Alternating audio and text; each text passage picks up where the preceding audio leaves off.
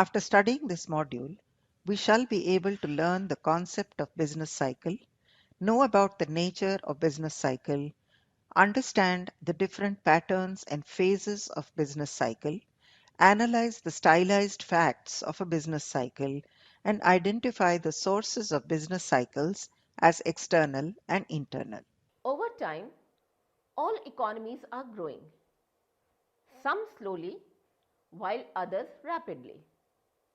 This growth is, however, not a smooth pattern. It is characterized by ups and downs in economic activity and prosperity. These upswings and downswings in output, employment, and other economic variables are called business cycles. Different patterns of business cycles are discernible in history based on duration of the cycle. The phenomena common to most or all business cycles expressed as typical behavior of a wide range of macroeconomic variables are called the stylized facts of a business cycle. The macroeconomic variables like output, employment, rate of interest, profits, price level, etc.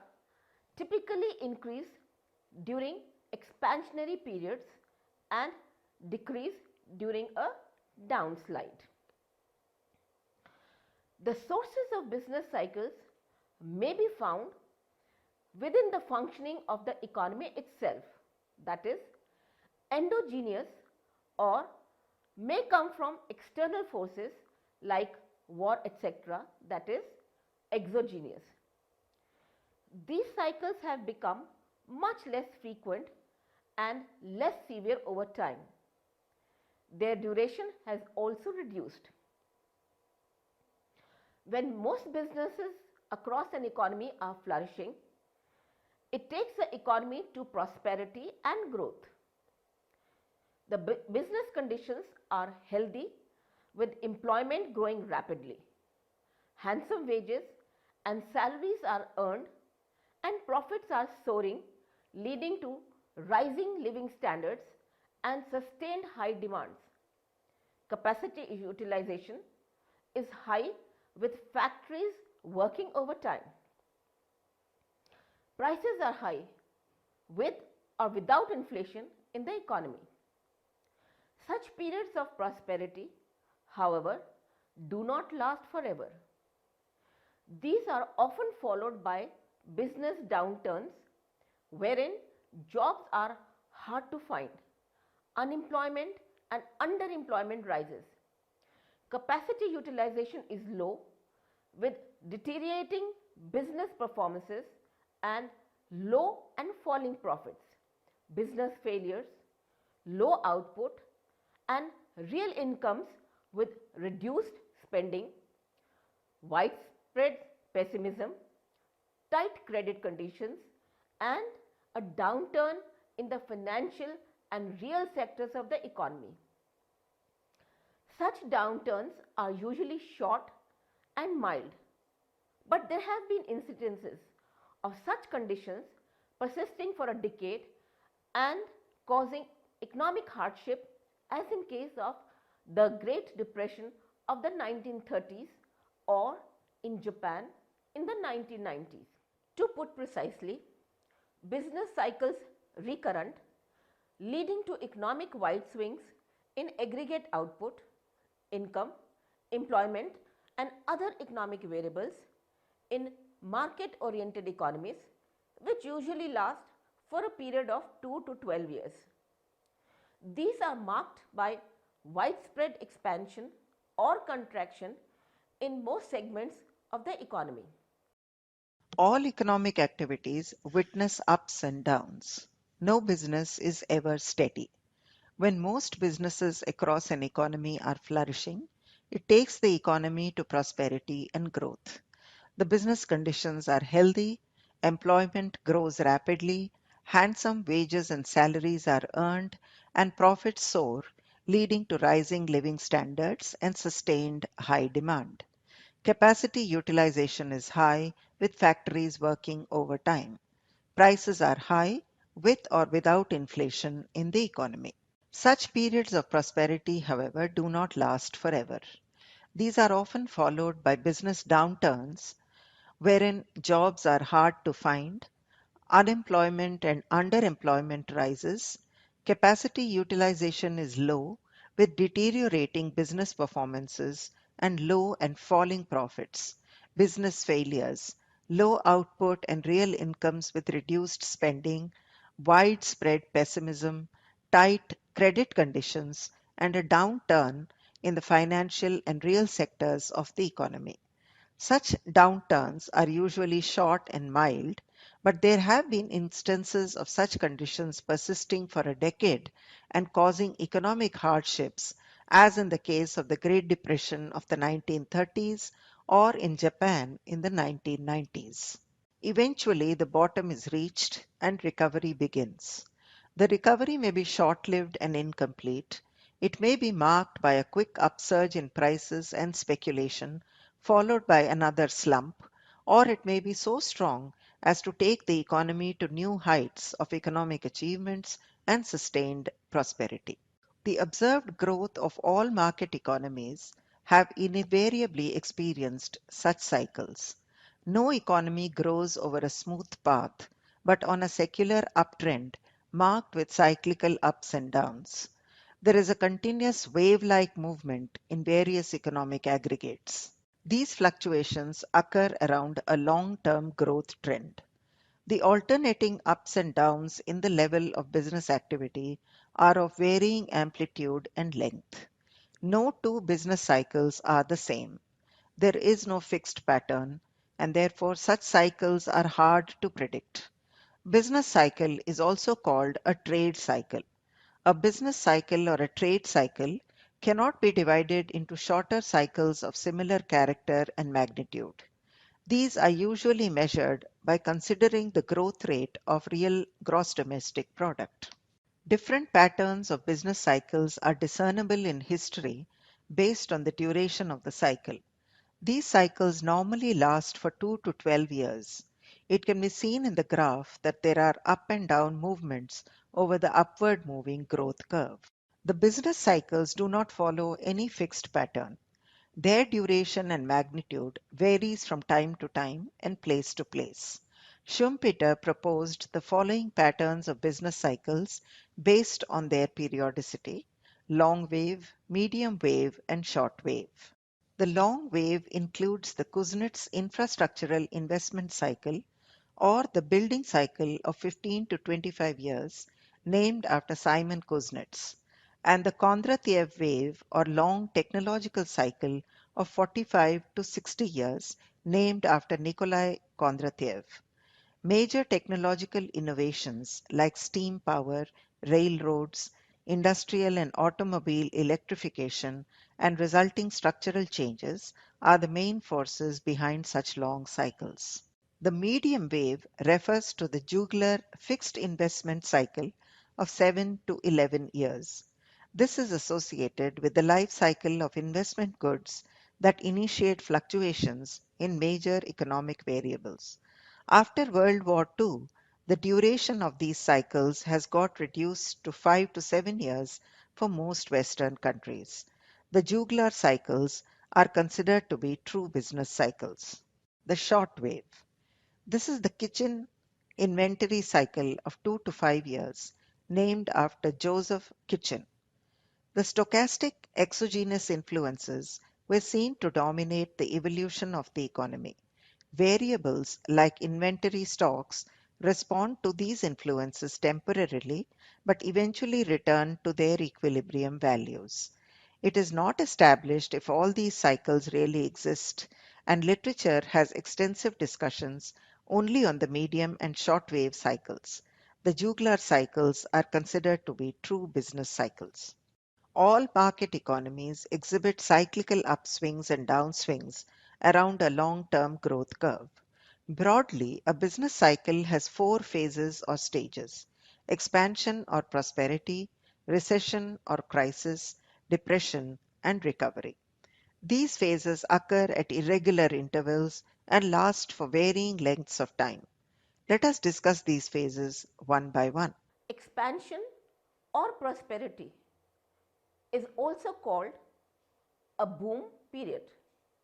Starting from an equilibrium position, such a phase may result from an increased demand for consumption or investment. This would lead to increased demand for raw materials, increased employment of labor, and thereby generation of higher output and incomes. With high incomes, the consumer's demand increases for various commodities, leading to further increase in output, employment, and incomes in the affected sectors as also in prices. Existing capacities are fully utilized. There is widespread optimism. Firms want to invest more. Gradually, high incomes and increase in demand spread to all sectors. Consequently, investment demand rises and pushes up the market rate of interest. Wages and salaries also increase, but the increase in various cost components is much less than the surging revenues, and profit margins sharply increase. This pushes up the marginal efficiency of investment, further inducing the firms to invest more. Manufacturers also keep higher level of inventories in expectation of burgeoning demand. Real estate and stock markets also witness sharp increase in prices and transactions. The main features of a boom period are high levels of output, incomes, and employment, high levels of investment and consumption demand, a high level of MEC and business optimism, expanding bank credit, and flourishing trade. Rising trend in interest rates, wages and salaries, and prices. Bullish stock markets and real estate, high living standards, full capacity utilization. Two or more quarters of declining real GDP constitutes recession. It is marked by contradictions in most sectors of the economy. This period is relatively shorter than the expansion phase. It witnesses a steep decline in investment demand as businesses shy away from new investments. The capital goods sector is the most affected. Unplanned inventories start piling. Falling investment leads to reduced output and incomes. Employment witnesses a significant fall. This in turn reduces the consumption demand, which further worsens the investors' sentiments. Fall in demand for consumption goods is less and often with a lag. Stock prices and real estate are also affected. Wages and prices do not fall steeply but are affected to a large extent. Expansionary monetary policies, often followed in such a scenario, together with a falling demand for credit, leads to low interest rates as well. Widespread pessimism and falling profits slash the marginal efficiency of capital. This dip is sometimes short lived, and the economy starts recovering to reach a new boom. A severe recession is also called a crisis. When recession continues unabated for a long period of time and engulfs all sectors of the economy, it is termed as depression. It is a phase of very low economic activity. Output, employment, prices, interest rates, profits, investment, consumer demand are all at extreme low levels. The wages and salaries tend to be sticky in the downward direction. They do not decline much due to pressure of trade unions and labor laws. Rents, interests, prices, and taxes are also slow to decline. The overall cost does not decline to match the falling revenues, and profit margins are sharply cut.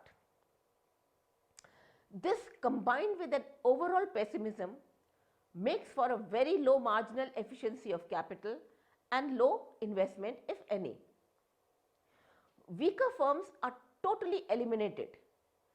Stock markets crash to new lows, and real estate is also affected. Although output and employment falls throughout the economy, the decline is not uniform across sectors. The capital goods sector is hit the most. Within consumer goods sector, the demand for durables shows a greater decline. So, production and employment in the sectors producing machinery and equipment and durable goods is the most affected. Agricultural output is necessary for subsistence and is therefore highly inelastic. The same is true for basic consumer goods. These sectors therefore witness a marginal decline. The price structure and income distribution is distorted due to uneven impact of the downfall across sectors. This further affects the allocative efficiency in the economy. The main features of economic depression are as follows: extremely low levels of output, incomes, and employment, negative growth rates in the economy, negligible fresh investment, if any, falling consumption demand and trade volumes, stock accumulation, low level of MEC and business pessimism, minimal demand for bank credit and increasing bankruptcies, falling trend in interest rates and prices, bearish stock markets and real estate, low standards of living, and underutilization of capacity and underemployment. Recovery. This is often a gradual phase. It may be started by counter-cyclical governmental policies or may begin on its own once the pent-up inventories start vanishing and fresh demand shows up. Economic hardships compel workers to work at lower wages. Consumers start resuming their postponed consumption of durable goods, and newly employed workers also create a demand in the economy. This leads to increased employment and flow of incomes in the hands of people, leading to further increases in consumption demand. Producers become optimistic and start replacing their capital stock. Banks with excess liquidity are also willing to lend at low rates. All this increases investment and employment. With increasing demand and incomes, prices may also increase. This pushes up the marginal efficiency of capital and creates a new investment demand in the economy. Stock prices move up. Debt recoveries also start taking place. Things start taking a positive shape, and the recovery takes the economy to new heights of prosperity. The economy reaches the lowest point, trough, and would often require some policy support to start with the process of recovery. It may also slide back after an initial attempt to recovery before it is finally able to recover and reach new heights. An economy need not necessarily enter the depression phase and may recover on its own after an initial crisis. Let us now proceed to analyze the stylized facts of a business cycle. Empirical studies of business cycles suggest that features common to most observed business cycles can be isolated.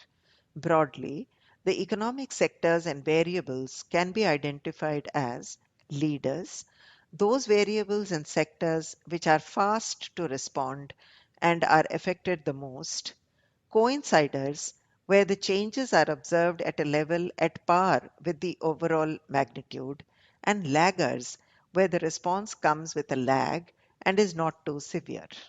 Stock exchange rates, market turnover, employment in manufacturing sectors, investment in capital goods are leaders. The related sectors move in conformity. Aggregate output and profit movements are coinciders, and the wages and prices and median term interest rates are laggers. Business profits show much higher amplitude than other affected variables. The production of capital goods exhibits a higher amplitude than the production of consumer goods. Within consumer goods, the output of durable goods shows a higher amplitude than that of non-durable ones. Production of agricultural output and natural resource exploitation, together with their prices, exhibit greater than average deviations during business cycles. Demand for agricultural goods and other basic necessities exhibit small amplitudes. Economic variables can move in different directions. Real wage movements are sometimes found to be counter-cyclical during downturns. The labor productivity, monetary aggregates, and short-term interest rates are pro-cyclical. Long-term interest rates move slightly in the direction of the coinciding series. The aggregate price movement is pro-cyclical, but some individual prices may witness counter-cyclical movements. The observed cycles have been asymmetric. In the distant past, the velocity of an upswing was found typically lower than a downswing. Recent research has, however, cast a doubt on the validity of this pattern. The actual trade cycle statistics correspond with the leading, coinciding, and the lagging series. This conformability is greater in the case of small countries. The amplitude of trade cycles has greatly reduced in the post World War period. With growing openness in the world economy, the business cycles have become international in character. Let us now move on to identify the sources of business cycles. There is a general disagreement over the factors leading to business cycles in the economy. While some economists attribute these fluctuations to the monetary factors, others find the causes in productivity shocks or psychological factors.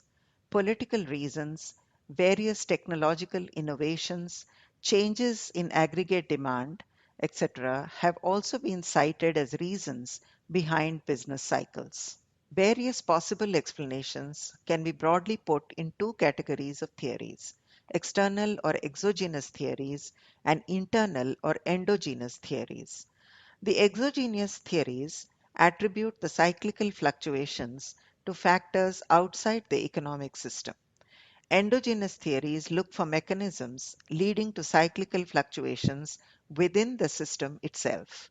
According to this view, each recession has seeds of recovery and expansion, and each expansion is self terminating, giving way to a downslide, and so on.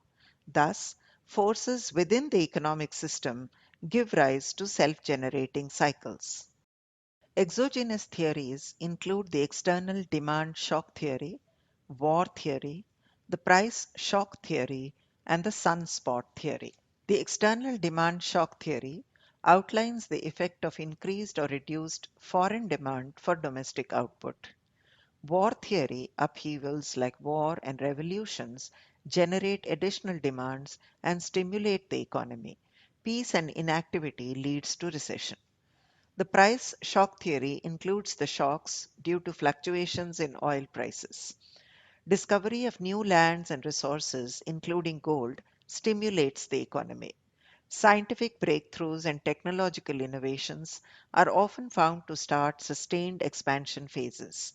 Sunspot theory may capture the effect of any extrinsic random variables like climate change, various natural and man made disasters, etc. Endogenous theories include the following: psychological theory. As per this theory, alternating optimism and pessimism create waves of upturns and downslides. Inventory cycle theory. When inventory and demand are not in sync, it leads to upward or downward adjustments in production. Monetary theory. Changes in money supply leads to changes in aggregate demand. Underconsumption theory or overproduction. This leads to unintended inventories and a cut in production to attain equilibrium. Real business cycle theories. Innovations or productivity shocks spread to the rest of the economy. Equilibrium business cycle theories. Misperceptions about wage and price movements lead people to supply too little or too much labor. For example, workers often hold out in expectations of higher wages. Multiplier accelerator theories. Here, external or internal shocks get multiplied to produce changes in output and employment. If we were to analyze actual business cycles in any part of the world, evidence of both endogenous and exogenous sources can be found. Disturbances of some sort are caused in the economy that push the economy above or below full employment. Once it is so, movements start taking place in order to attain the full employment equilibrium, giving rise to business cycles. In this module, we have learned about the recurrent economy, wide upswings and downswings in aggregate output, income employment and other economic variables in market economies called business cycles. Business cycles are categorized as long wave, medium wave and short wave based on their periodicity.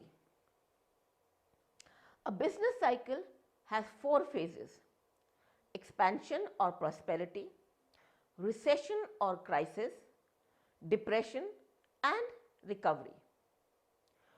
Prosperity or boom is characterized by high levels of output, trade, incomes, employment, interest rates, prices, effective demand, marginal efficiency of capital, living standards and other economic variables.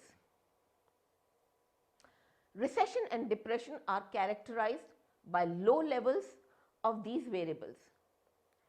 A prolonged and severe recession is a depression. Expansion or prosperity is also called a boom. Starting from an equilibrium position, such a phase may result from an increased demand for consumption or investment. 2 or more quarters of declining real GDP constitutes recession. It is marked by contractions in most sectors of the economy.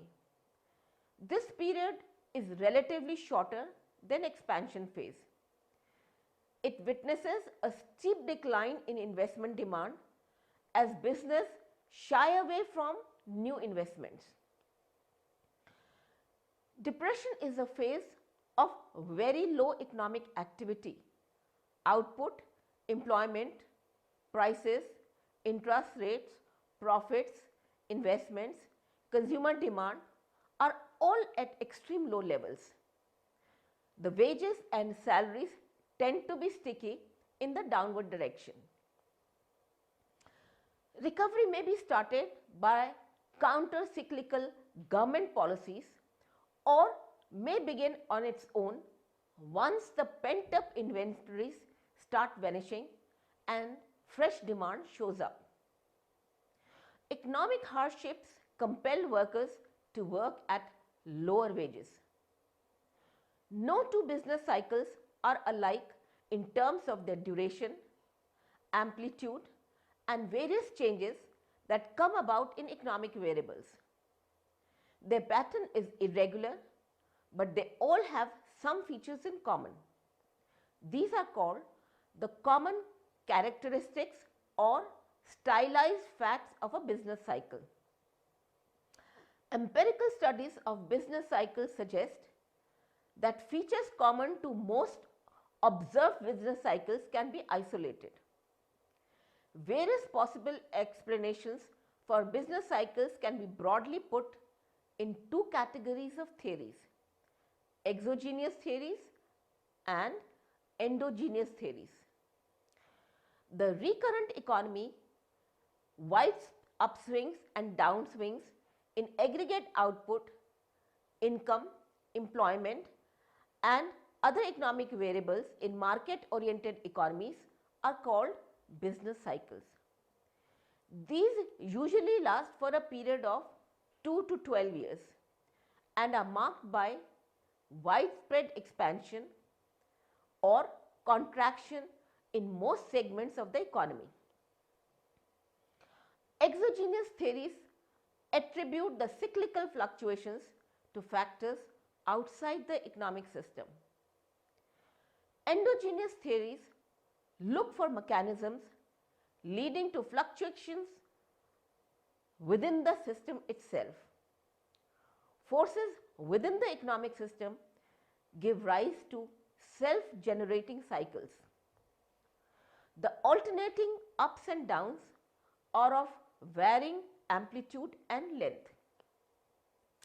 Business cycles are categorized as long wave, medium wave and short wave based on their periodicity.